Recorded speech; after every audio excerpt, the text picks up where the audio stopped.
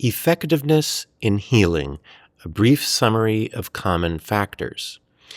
I'm going to take a brief look at the research tradition that identified what makes therapy and healing in general effective beyond the specific methods employed.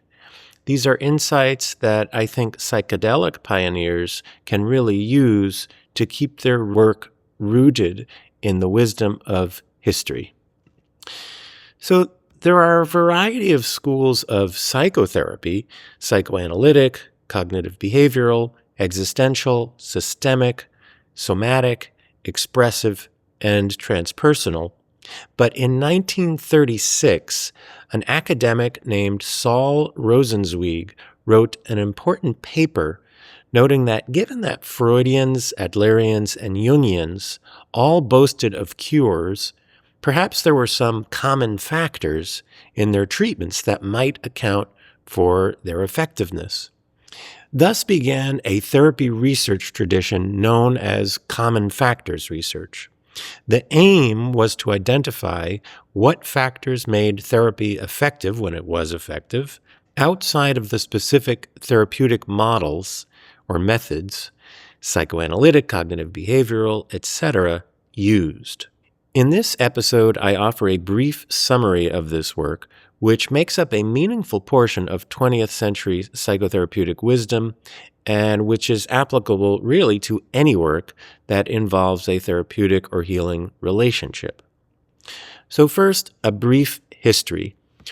Rosenzweig, in his 1936 paper, hypothesized 3 possible common factors. 1, that the therapist has some conceptual framework around which a client can organize or reorganize. 2, that catharsis ends up taking place. And 3, that through the therapeutic relationship, a transformative social reconditioning takes place. Later, in the 1950s, Carl Rogers did some research and suggested the importance of empathy and genuineness as common factors. Researchers John Dollard and Neil Miller, in a significant 1950 book, looked at the common factor of learning or insight and also briefly indicated the possible importance of modeling in the therapeutic process. This modeling or identification factor, whereby a client subtly absorbs a therapist's life wisdom, was more thoroughly studied by Judd Marmer in the 1960s. Also in the 1960s, Jerome Frank published an extremely important book entitled Persuasion and Healing, looking not only at psychotherapy but healing practices cross-culturally, and shed light on the significance of the therapist's confidence, creating a positive expectancy, in other words, in the healing process, the importance of emotion, and also the healer's status in the community or the issue of social sanction.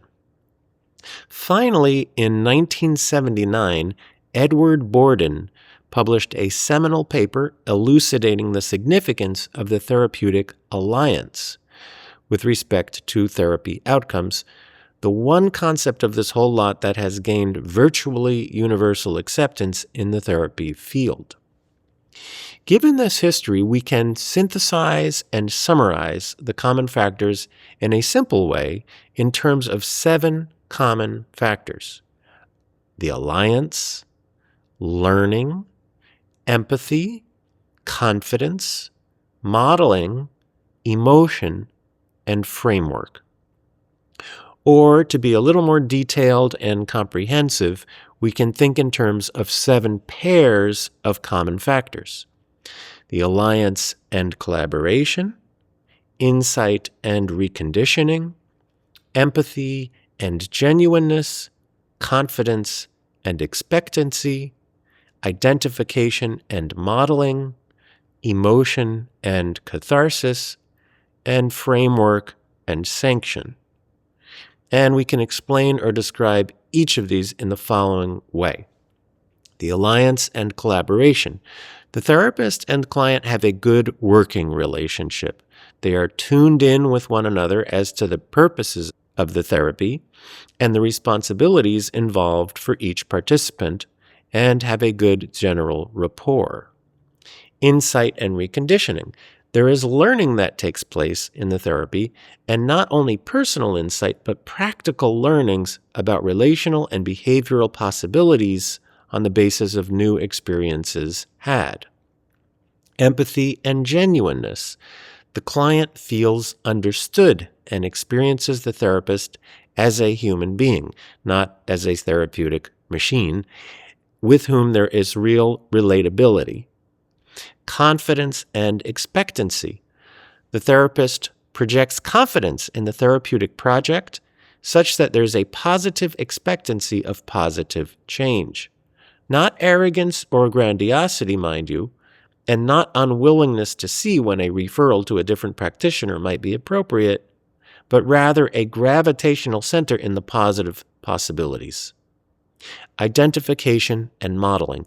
The therapist has and continues to develop genuine life wisdom, both relationally and otherwise, that the client ends up absorbing by a kind of osmosis. Emotion and catharsis. The therapist offers an emotionally resonant, psychological, and ideally environmental space that ends up being facilitative of positive change. The process is not antiseptic, intellectualistic, or dry.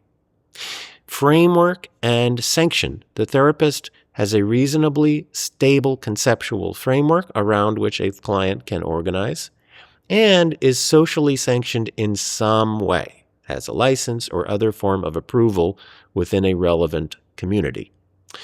Finally, we can associate each pair of common factors with a basic therapist practice. These basic practices are typically the subjects of the standard courses offered at therapist graduate school programs.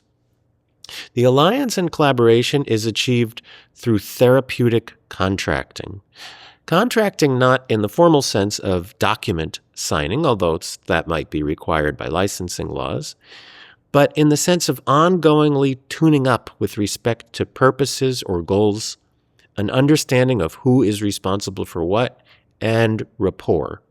In a related vein, regularly getting candid feedback from clients, and I emphasize candid, about progress and the therapy process may be essential for staying in tune and for the therapy's effectiveness.